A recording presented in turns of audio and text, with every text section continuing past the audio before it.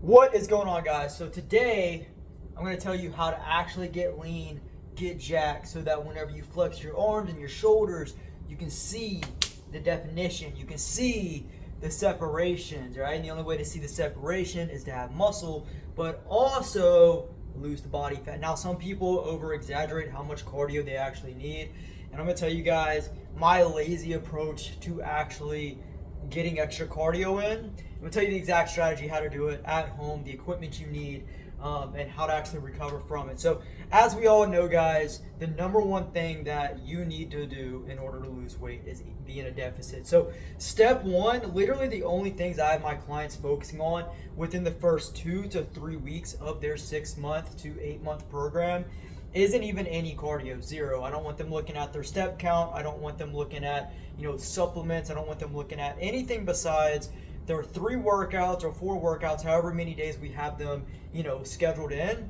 And then their calories, not their protein, not their carbs, not their fats. Because the prerequisite before we even start talking about cardio as a whole or what's the best supplements or any other conversation in fat loss for you to get lean is make sure you have that foundation. Make sure you have the beginner part of your fat loss down. What is that? Lifting heavy at least 3 days a week, checking out the rest of my content, checking out my social media, asking the right question to the right people, understanding that 3 workouts a week, 5 exercises per workout, 2 to 4 sets per exercise, and getting super strong with the 4 to 5 main focused exercises over the course of the 6 months. That's what's going to help you put on the muscle while you lose the body fat. And then the nutrition, just your calories, just building the foundation and a habit of tracking. Once you can do those things, then you start saying, how do I hit my protein best? What's the best foods? What's the best this? How can I optimize the foundation of everything that I've just built? Now, once you have that down, then we enter the conversation of what we're talking about today, which is what is the best cardio? Should I sprint? Should I stairmaster? Should I do hit workouts on the bag? The kickboxing shit. Should I go to hit classes? What should I do to burn more calories? And it's none of those things. As somebody who does kickboxing, who likes to do the heavy bag shit for hit workouts, it will impede your recovery. Doing a bunch of burpees and as fast exercises as possible to get your metabolism up, it will impede your recovery. And if you're actually trying to put on muscle while losing body fat and not fuck up your whole nervous system, you want to make sure that your recovery is under control. Capiche? Ka-freaking piche. So really the most sustainable, the best cardio that's not going to raise your appetite, which makes you overeat and not lose any more body fat, but also helps you recover, is getting your steps in. Now, a lot of people, they're like, oh, well, but what about running? Running is going to impede your recovery, which is going to make it more difficult to get strong and recover so we can put on some motherfucking muscle. Secondly, what it's going to do is it's going to raise your appetite. Every single time that I think about fat loss, I'm like, how can I stay as full as possible while staying in my deficit? Anything outside of that, I don't care. That's how I think about my fat loss. How can I maintain a high energy, good recovery, and stay full so I'm not thinking about food 24/7? Doing high volume is typically going to make you more hungry in the gym. Doing high volume cardio, lots of intensity, is going to make you more hungry because you're putting a lot more stress on your body. Your body's going to get hungry because it wants to recover from the extra intensity you're putting on it and the extra calories and the extra energy you're burning. So instead, really it comes down to just getting your steps in. Now, there's 2 ways that I like to get my steps in. Number 1 is just going straight walking for an hour or 2.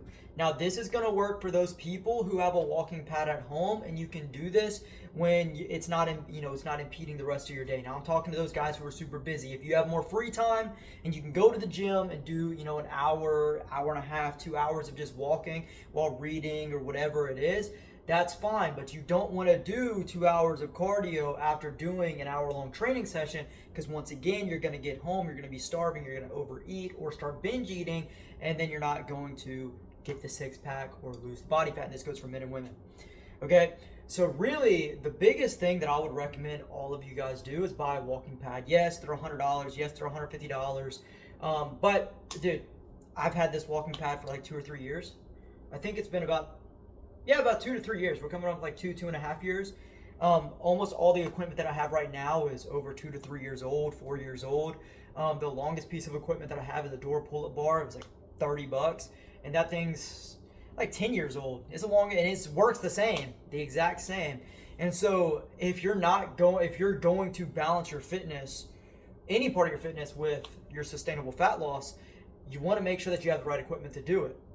Now, for those of you who don't, work 12 hours a day, or you want to go to the gym more than once in a day, or maybe you want to lift 3 days a week, which is what I recommend beginners, and then every other day you go do your cardio and you're not going to burn out, yeah, you can go walk hour, 2 hours, go ahead and knock out your 8 to 10,000 steps in that one go.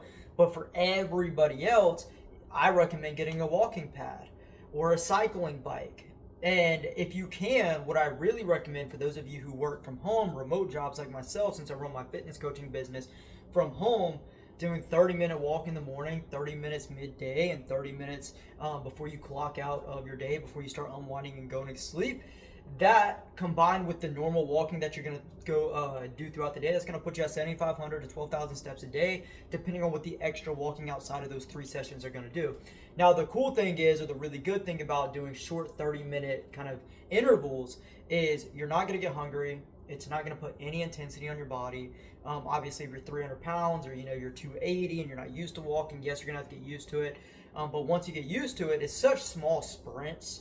It's kind of like you're not going to get super gas walking around the mall for an hour, right? It's the same thing. You're not going to get gas walking on a walking pad, but it is still going to go toward your step count, so you're not going to get hungry. You're not going to want to binge eat. Now, that's number one. Or number two, once again, if you want to go to the gym or you don't want to buy a walking pad, or maybe you do work remote like myself and you just want to go to the gym to get out the house, that's what I'm doing right after this video. I'm going to go get a back pump, and I'm going to go get I think a shoulder pump, I think it is. And I'm going to tell you guys right now, I'm not going to go high intensity, but I'm doing it to get out of the house. I work from home. And so if you want to get out of the house on your off days, on your rest days, you can do the hour, 2 hours of cardio. But the biggest thing when it comes to cardio that you guys need to look at is not even necessarily the numbers that you're walking, because if you're in a calorie deficit, you are going to lose weight regardless.